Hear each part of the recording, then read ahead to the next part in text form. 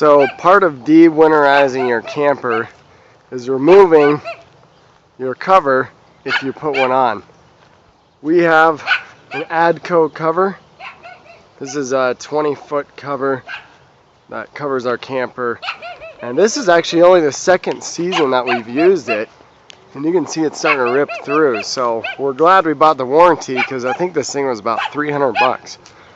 The other thing that we do as well is we ensure that over the winter time our tires are up off the ground, and then we also have it covered. This is the south facing side, just so the tires don't get sun damage, because we're at about 6,500 feet here in Colorado Springs. So and this side we just have up on blocks. We don't have it.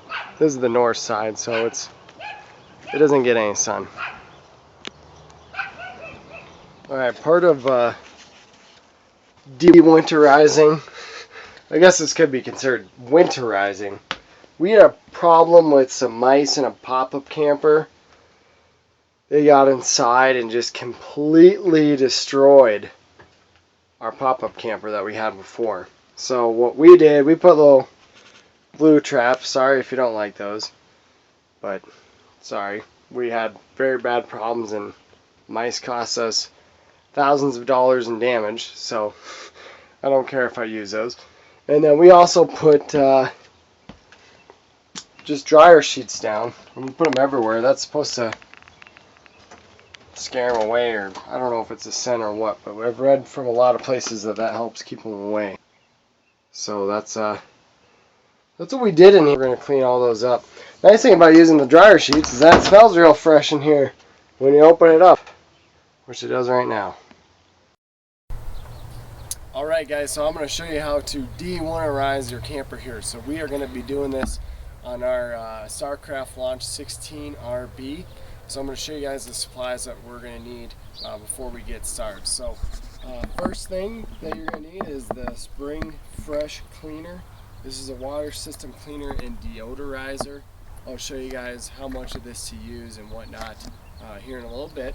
The other things that you're going to need are, we just have a Camco water hose, 25 footer. You'll need some type of funnel, or funnel system more than likely.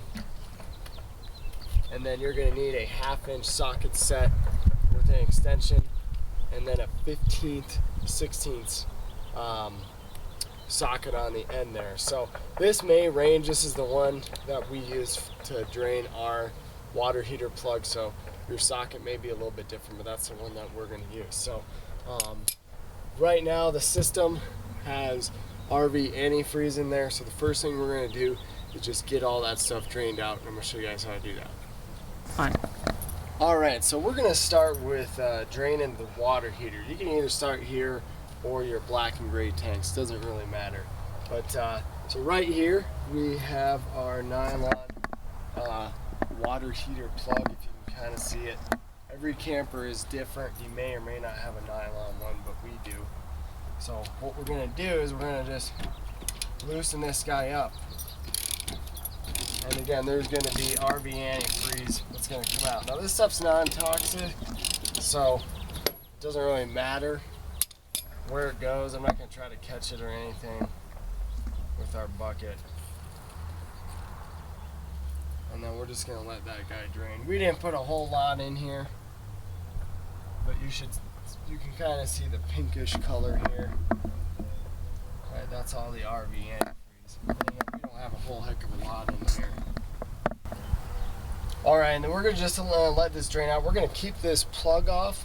I like to get clean water in there, and all we're going to do is, after we drain the gray and black tank, we're going to fill the system up with water, and I'm just going to have this flush out so we get all this stuff out of here. So that's just kind of my personal preference. You don't have to do that, but I like to do that. So alright, so next we're going to come over to our gray and black tanks, and we're going to go ahead and just drain those. Again, all this should be draining is really any RV antifreeze that you had, and you want to use a 5-gallon bucket or something to catch it in there, because there could be some residue or toilet paper from your black tank in there.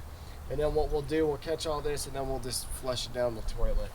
So go ahead, just drain both of them.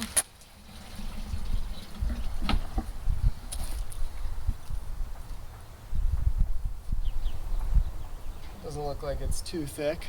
It's not too bad. But we're just gonna let that drain, and then like I said, all we're gonna do is we're just gonna flush this right down the toilet. Alright, so now that we got the black and the gray tanks flushed, we're gonna go ahead, and I just like to put water in before I do the spring fresh and just kind of get all that stuff flushed out, and then I'm gonna use the spring fresh. And again, we have the water heater plug is off still. We did close the black and the gray tanks, so we're just gonna put a couple gallons of water in here, and then we're gonna run everything on the inside, so all the sinks, the shower, all that stuff will flush water down the toilet, and then we're gonna go ahead and drain the black and the gray tanks with the fresh water that we have. Alright, so right now is our dog TJ. He's getting in the way. Right now our water pump is turned off, but we currently have the water heater is being bypassed. So we have the valve shut off so no water will go through here. We do want to rinse it out though with the clean water. So we're just going to open up our valves here. Just like so. And some water probably will flow in there a little bit. It may even be some of the antifreeze. But this way, when we turn the water pump on, we'll get water rinsing out our water heater as well as all of our other lines. Alright, so we're going to come over here to our systems monitor. We're going to turn our water pump on. And you'll hear the water pump going. So now it's pressurizing everything. And water should be coming out of our water heater plug.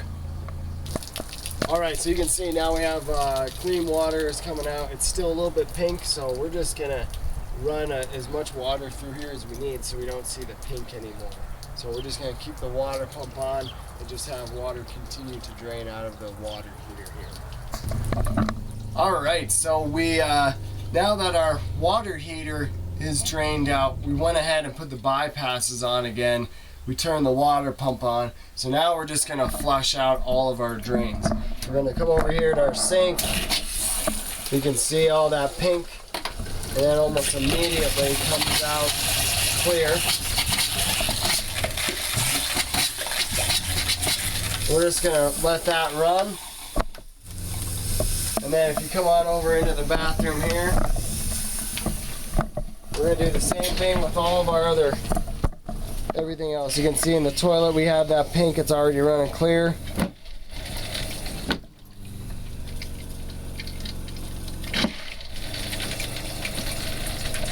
We really want to flush our black tank out, so we're going to let that go for a little bit.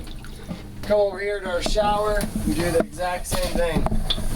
We're going to have all this pink stuff come out. We want to get all that out of there. We'll do that with our sink in here. Just going around everywhere. If you had an outside shower, you would want to do that to your outside shower as well too. So we're just going to let all this pink run out. Then we're going to go back to our black and gray tanks and then just drain that out into our 5-gallon bucket, go run inside the house and throw that down the toilet. Alright, the other part of de-winterizing your camper is if you had to put anything down on your roof. Like we had to put down our little radio antenna before we put the cover on. So we're just going to put that little guy back up. And we're good up here. Alright, so now that we rinsed out our tanks a little bit with fresh water, now we're going to get the spring fresh in there. So it's pretty straightforward, just follow the directions on here. Our water tank is 16 gallons, so we're going to use about a quart of this, a little less than a quart of this stuff. So we're just going to go ahead and use our little funnel system and just pour it in, and then you're supposed to have your fresh water tank at 2/3 of the way full, and then you need to drive around or just shake your camper to kind of agitate the solution. The other thing that we did is we went ahead and we plugged up the hot water heater, because we do want this solution with the water in the water heater to kind of clean it out. So we plugged that up, and then we'll re-drain that, and then just kind of drain everything just like we did. So that's pretty much it as far as de-winterizing. So if you guys have any questions about it, please feel free to ask me. Otherwise, thanks for watching, and we'll see you guys later.